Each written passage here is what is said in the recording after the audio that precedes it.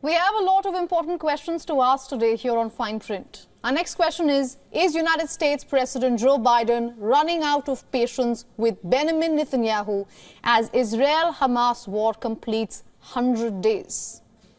According to reports, while Biden has publicly supported Netanyahu, the Israeli Prime Minister, he and senior US officials are losing patience with the Israeli Prime Minister and his rejection of most of the administration's recent requests related to the war in Gaza.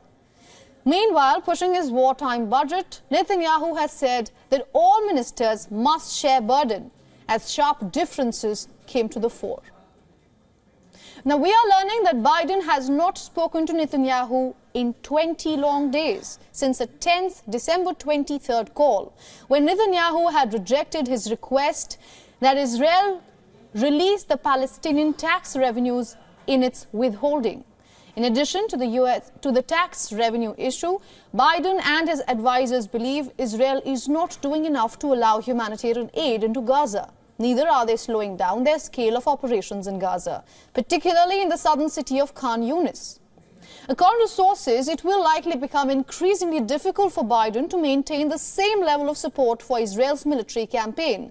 High tensions were witnessed at the Israeli cabinet meeting over the weekend, with Defense Minister Yoav Gallant reportedly storming out of a war cabinet meeting on Saturday. This was due to an argument with Prime Minister Benjamin Netanyahu, as relations between the two men leading the war against terror group Hamas has frayed. Now, according to reports, when Gallant arrived at the Kiryat military base in Tel Aviv, he was told by Prime Minister's office officials that his chief of staff would not be allowed in as aides were to be excluded. Yet Netanyahu had brought 5 assistants with him, which infuriated Gallant. Meanwhile, the head of Israel's Shin Bet security agency has also reportedly told his staffers that he intends to step down after the war against Hamas ends, in a show of responsibility for the failures that enabled Hamas militants to carry out its devastating October 7th massacres in Israel.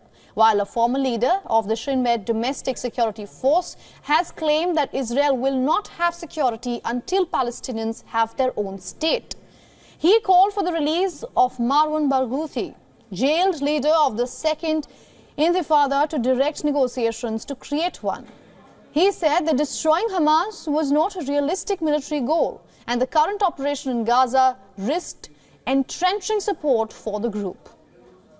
Meanwhile, Israeli cabinet ministers have begun their session to approve an amended 2024 budget to account for a sharp rise in spending to finance the country's war with Palestinian Islamist group Hamas. Israel last year approved a 2-year budget for 2023 and 2024, but the war against Hamas in Gaza has shaken government finances. Israel recorded a budget deficit of 4.2% of GDP in 2023 due to a spike in fourth-quarter war spending and a drop in tax income.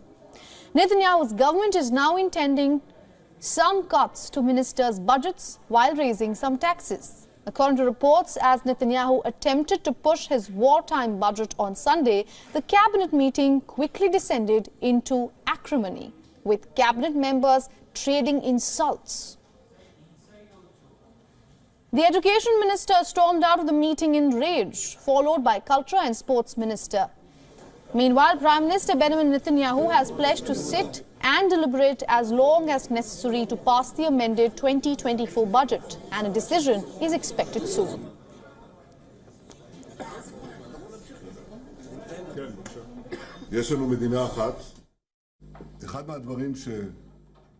One of the things that has become clear beyond any doubt is that we must conduct this war, and it will take many more months. Therefore, we are submitting a war budget.